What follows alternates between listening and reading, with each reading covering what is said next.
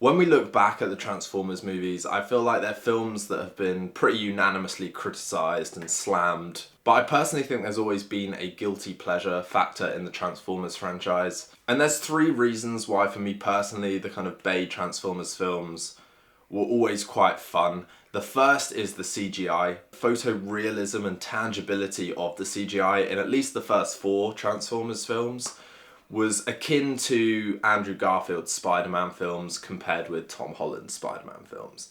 It's that kind of difference in CGI quality when you kind of take the first few Transformers films and then look at something like Transformers Rise of the Beasts. There is now a kind of superficialness to them that feels fake, whereas I think there was something that felt so real about the earlier films. So the CGI for me was top of its game for the Transformers franchise.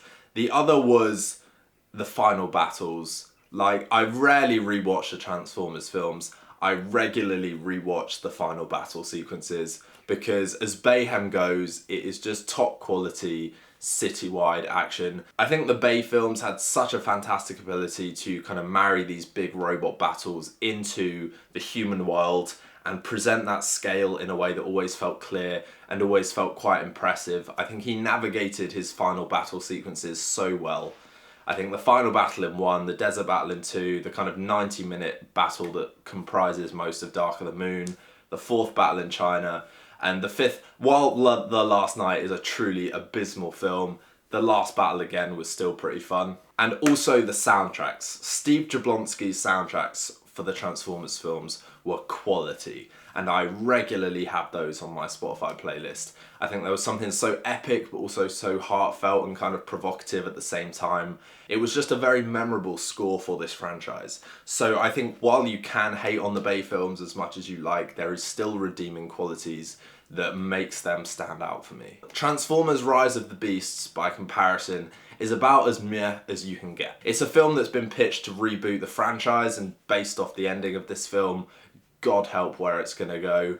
But it is a very kind of average affair. It follows the likeable conventions of all the other Transformers films, which is a strong opening setup. I really enjoyed like the first 10 minutes of this film, and a strong finale. I enjoyed the final battle even if it couldn't quite live up to the BAYHEM, but everything in between is just a kind of generic, uninteresting and slog of a quest. It is basically once the plot kicks in that this film just becomes utterly boring. For a film called Rise of the Beasts, it's quite shocking how little of an impact they have on the overall narrative. They all look incredibly cool, like the Maximal characters all have fantastic designs.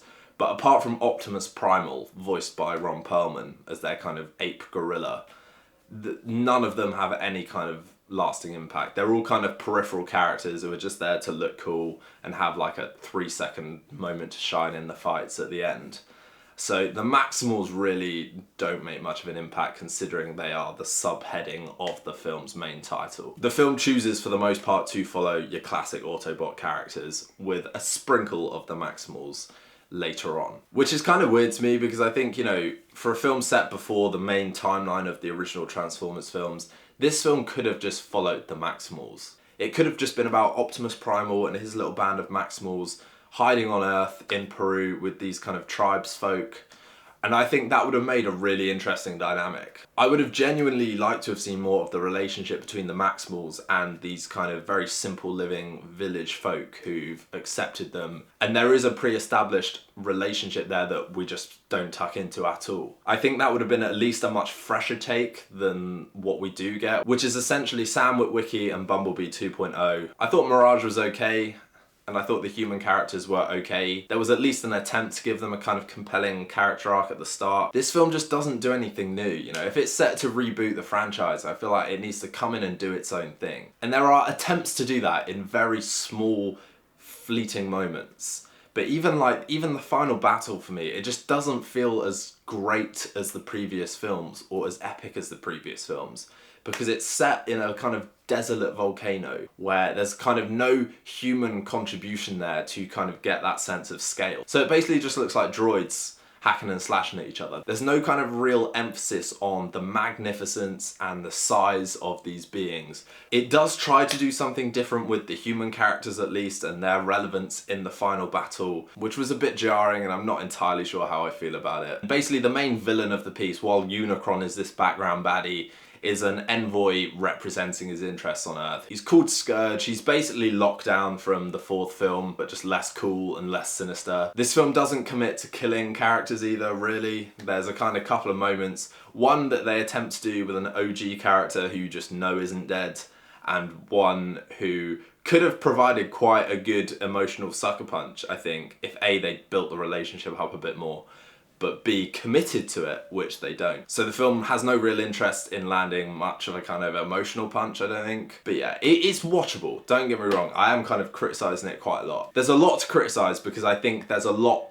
that hints at the possibilities of a good film in there somewhere, and they just kind of lose track and lose sight of it. I think this film should have been entirely about the Maximals, given us a fresh group of, you know, good guys to root for with Optimus Primal and Air Razor and the other generically named characters. But by choosing to kind of center the focus again on characters like Optimus Prime and Bumblebee, who really get nothing new to do, they are just kind of the same tentpole good guys they have been in every other film. It feels like we are just retracing the steps of every other Transformers film. And while the action is ultimately what saves it, the action is still nowhere near as good as it has been in the original franchise. So I'd say it's worth a watch. You know, it's big, it's explosions, it can be quite fun at times, and there is hints of the OG Steve Jablonsky soundtrack that comes in at the end, but by comparison most of the soundtrack is pretty generic. And depending on how you interpret the kind of final scene in the film, you're either going to be excited for the direction of this franchise, or if you're anything like me, you are just going to be somberly looking to the future,